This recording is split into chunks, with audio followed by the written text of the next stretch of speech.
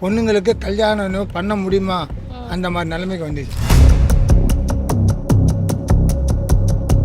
நான் இத்தனை சவரம் அத்தனை சவரம் போகிறேன்னு சொன்னால் நான் சூசைட் பண்ணி தான் போகணும். நாங்களும் எதிர்பார்க்குறோம் குறையுமான்னு ஆனால் குறைய மாட்டேங்குது. 1 லட்ச ரூபா குத்தி எப்படி நாங்கள் ஒரு 10 சவரம் நகை போனால் நாங்கள் எப்படி போட முடியும்? பசங்களோட ஃபியூச்சர் நினச்சாலே ரொம்ப பயமாக இருக்குது. பொண்ணுங்களுக்கு கல்யாணம் ஆகிறதுக்குன்னா எப்படியும் அரை பவுன் தாலியாவது போடணும் இல்லையா?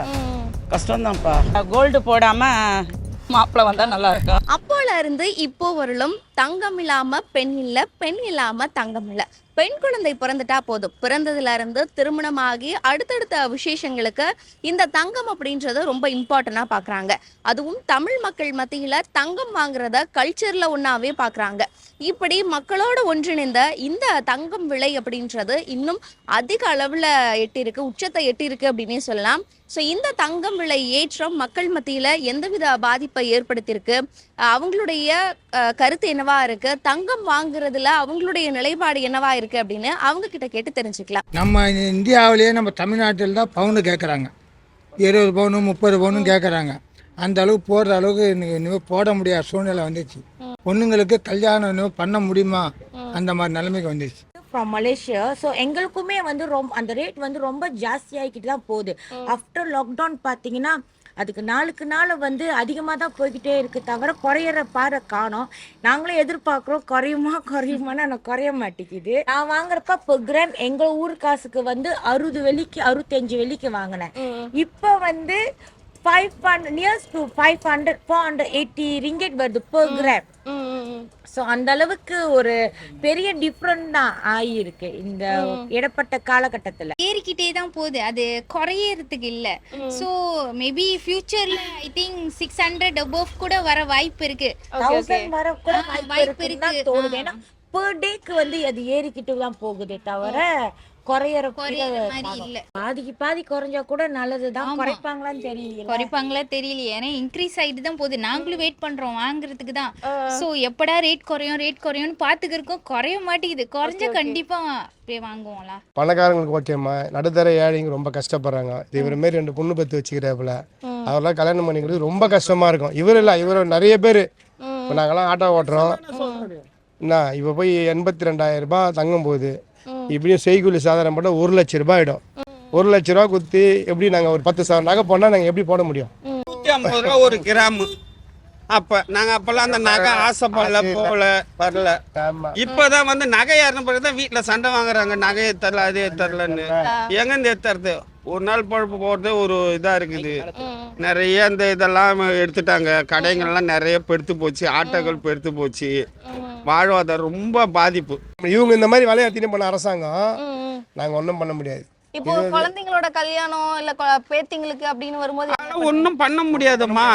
கூட்டு சொல்லிடலாம், என்கிட்ட இருக்குது இவ்வளோதான், இது ஒன்றா கல்யாணம் பண்ணிக்கலன்னா இல்லைன்னு தான் சொல்லிட்டு போகணுமே தவிர நான் இத்தனை சவரம் அத்தனை சவரம் போகிறேன்னு சொன்னால் நான் சூசைட் பண்ணி தான் போகணும்.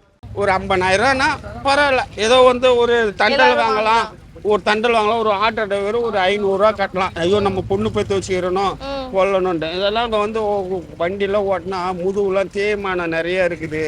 நிற்கிறோம் எல்லாம் வந்து நைட்டானா நாங்கள் குடிக்கல, ஒரு குவார்ட்டர் குடிச்சாதான் தூக்கம் வரும் மன நிம்மதிக்கு. காலையிலேருந்து நிற்கிறோம், காலையிலேருந்து ஸ்டேரிங் பிடிக்கிறோம். அது எப்படி இருந்த முடியும்? வீட்டுக்கு போனால் பிரச்சனை, வாடகை தரல, அது தரல, கரண்ட் பில் ஆகுது அதுன்னு. இப்போலாம் ஒரு வாடகை வீட்டில் இருந்தால் 5 ரூபாய் யூனிட் போடுறான், 10 ரூபாய் யூனிட் போடுறான். எப்படி கட்ட முடியும் சொல்லுங்க? வாடகை 5000னா கரண்ட் பில் ஒரு 2000 ஆகுது. இதெல்லாம் எப்படி கட்ட முடியும்? எப்படி கட்ட முடியும் சொல்லு? சொந்த வீட்டுக்கே எப்படி இருக்குன்னா வாடகை வீட்டுலாம் எப்படி பண்ண முடியும்? ஒரு ரெண்டுனாலே ரொம்ப கஷ்டம் தான்மா. சாதாரண மக்கள்லாம் இருக்கிறாங்க, அவங்களுக்குலாம் இந்த மாதிரி இன்க்ரீஸ் ஆகுறது எங்களால் எடுக்க முடியல சுத்தமாக. தங்கத்தை பற்றி யோசிக்கிறதே பயமாக இருக்குது.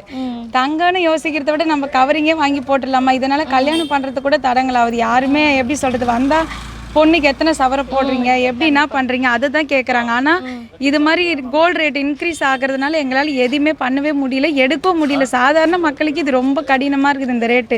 கொஞ்சம் கம்மியாகனா நல்லா இருக்கும் சாதாரண மக்கள் எடுக்கிறது.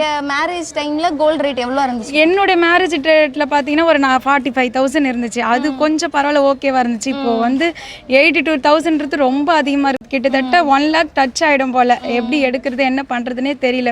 பசங்களோட ஃப்யூச்சர் நினச்சாலே ரொம்ப பயமாக இருக்குது. என்னதான் குழந்தைங்களா இருந்தாலும் பெண் குழந்தைங்களா இருக்கா கண்டிப்பா கோல்டு வாங்கி போடணும் அப்படின்னு கண்டிப்பாக எல்லா பேரண்ட்ஸுக்குமே அதான் ஆசை இருக்கும். கோல்டு வாங்கி போடுறது தான் எல்லாருடைய ஆசையுமே. அதை தவிர்த்து நம்ம பெண் குழந்தைனாலே அதுக்கு தங்கம் போட்டு அழகு பார்க்கணும்னு நினைக்கிறேன். ஆனால் இவ்வளோ ரேட் அதிகமாகிறது ரொம்ப கஷ்டமாக தான் இருக்குது. எவ்வளவு குறைஞ்சா வாங்க முடியும்னு நினைக்கிறீங்களா? ஒரு 50 கூட இப்போதைக்கு ஓகே தான். ஆனால் 1 லேக்ன்றது ரொம்ப அதிகமாக இருக்குது. கோல்டு ரேட் 82,000 தாண்டி போயிட்டு இருக்கு. இப்போ இதை பத்தி இந்த இன்க்ரீஸ் ஆகுறத பத்தி நீங்க என்ன நினைக்கிறீங்க? கோல்டு போடாம மாப்பிள்ள வந்தா நல்லா இருக்கும். கோல்டு கேட்காம வரதட்சணை கேட்காம இருக்கணும். இவ்வளவு போடுங்க இல்ல அவங்க அட்ஜஸ்ட் பண்ணி போகணும். கோல்டுங்கிறது நீங்க இப்போ நீங்க ஒரு பவுன் வாங்கினா ஜிஎஸ்டியோட சேர்த்து 1 லட்ச ரூபா ஆகும். தாராளமா 1 லட்ச ரூபா வந்துடும். எத்தனை பவுன் வாங்கிப்பேன்? நாங்கெல்லாம் எனக்கு 2 பொண்ணு, என் பொண்ணுக்கெல்லாம் ஒரு 20 பவுன் மேக்சிமம் அப்படி ஒரு எய்ம் வச்சிருந்தோம். இன்னைக்கு அதுவே போட முடியுமாங்கிற கேள்விக்குறியா இருக்குது. இப்போ கோல்டு ரேட் 82,000 ஆயிருக்குமா? இவ்வளோ இன்க்ரீஸ் ஆயிருக்கு. அதை பத்தி என்ன நினைக்கிறீங்க? 90,000 ஆயிடுச்சு. இப்போ வாங்கிட்டு தான் வரோம். 90,000 ஜிஎஸ்டி அது இதுன்னு போட்டு 90,000 ஜிஎஸ்டி அப்புறம் வந்து இந்த வேஸ்டேஜ் எல்லாம் போட்டு 90,000 இப்போ பில்லு. ஆனால் வாங்குறது ரொம்ப கஷ்டம்தான். இப்போ இல்லாதப்பட்டவங்களே எப்படி வாங்குவாங்க? ஏன் இந்த கண்ட்ரோல் பண்ண மாட்டாங்க? கவர்மெண்ட் எதுவும் பண்ண முடியாதா? தெரியல சரியா. என் மேரேஜ் அப்போல்லாம் 99 ஆச்சு. அப்போ வந்து ஒரு 3,000 ரூபாய் 3,500 தான் இருந்தது ஒரு சவரன். இன்னைக்கு ஒரு கிராமே 10,000 ரூபாய் கிட்ட போயிடுச்சு. ஏன்னா இதுல பாதிக்கப்படுறது வந்து ஏழைங்க தான் பாதிக்கப்படும். கண்டிப்பா கண்டிப்பா. டெய்லி கூலிக்கு போறவங்களாம் எப்படி வாங்க முடியும்? பணக்காரங்க எப்படியா இருந்தாலும் வாங்கிடுவாங்க. டெய்லி கூலிக்கு போறவங்களுக்குலாம் கஷ்டம். ஆனா தங்கம்ன்றது ஏழைங்களுடைய ஒரு சொத்து. ஒரு அவசரத்துக்கு வச்சு வாங்குறதுக்கு, ஒரு உடம்பு சரியில்லைன்னா யூஸ் ஆகுற பொருள் அதுதான்.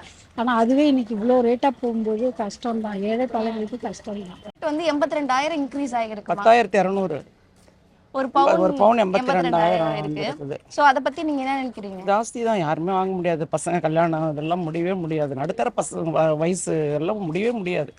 குழந்தைங்களுக்குலாம் ரொம்ப கஷ்டம்தான். இப்போ பொண்ணுங்களுக்கு கல்யாணம் ஆகிறதுக்குன்னா எப்படியும் 1/2 பவுன் தாலியாவது போடணும் இல்லையா?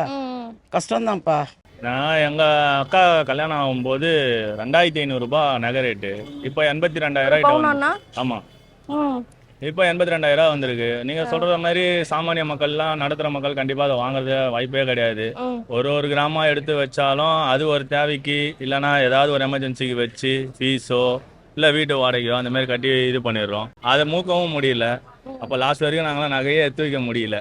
அதுதான் உண்மை. தங்கம் விலை 80,000 கடந்தாலும் மக்கள் மத்தியில 2 விதமான கருத்து நிலவிக்கிட்டு தான் இருக்கு. எவ்வளோ விலை இருந்தாலும் பெண் குழந்தைகளுக்கு தங்கம் வாங்கணும், ஸோ அதுக்காக நான் வேற ஏதாவது ஆப்ஷன் வச்சு நிலம் வாங்கி அதை வித்து கூட நான் நகை வாங்கி போடுவேன் அப்படின்ற ஒரு கருத்து மக்கள் மத்தியில இருக்கு. இன்னொரு பக்கம் எங்களால வாங்கவே முடியாது, இவ்வளோ ரேட் இருக்கு, அப்போ தங்கத்தை நாங்க நினைச்சே பார்க்க கூடாது அப்படின்னு மக்கள் இருவேறு கருத்துக்களை கொண்டிருக்காங்க. இந்த தங்கம் அப்படின்றது மக்களுடைய வாழ்க்கையில ஒரு மிகப்பெரிய இம்பாக்ட் கிரியேட் பண்ணியிருக்கு அப்படின்னு இந்த மக்களுடைய கருத்துக்களை வச்சு நம்மளால புரிஞ்சுக்க முடியுது.